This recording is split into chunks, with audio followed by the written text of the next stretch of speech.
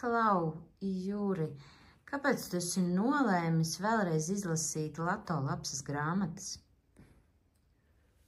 Man viņas liekas ļoti interesants ar to, cik viņas ir detalizētas pirmām kārtām.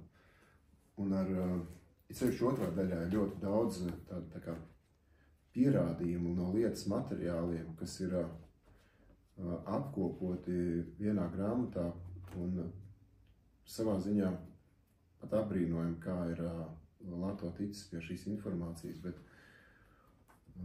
protams, es esmu lasītājs tikai un es nezinu par to autentiskumu, bet, pieņemsim, ka viņas tiešām viss ir autentisks.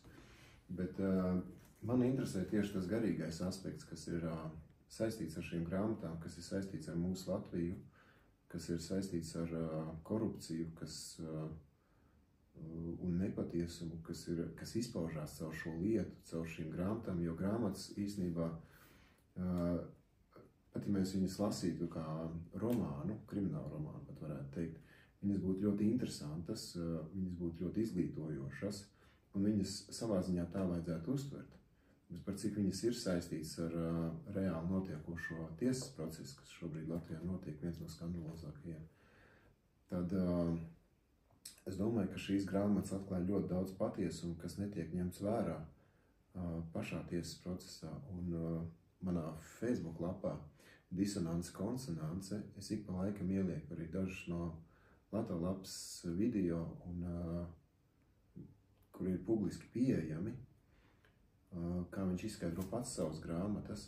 Tas ir viens, un otrs ir tas, ka arī ir tā informācija tik ļoti daudzpusīga, kad viņš tiek dažādos veidos ietekmēts, lai šīs grāmatas nebūtu pieejamas cilvēkiem, lai šī informācija nebūtu pieejama cilvēkiem.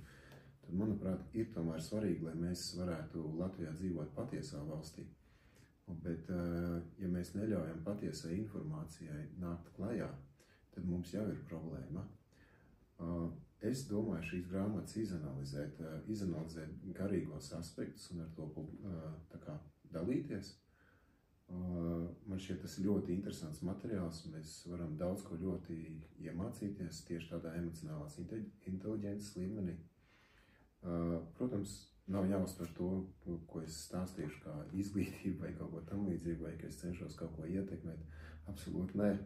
Bet, ir cilvēki ar paranoisku uztveru, un viņi var tā arī uztvert, kad tagad Džeks uztaisīja lapu un gribēs ietekmēt lietu. Protams, ka nē. Bet, ja kāda tas aizskar, piedodiet, lūdzu, cik reiz tā gadās. Provokācijas ir un paliek provokācija, bet korupcija ir un paliek korupcija, un patiesība vienmēr kāda aizskar, vai ne?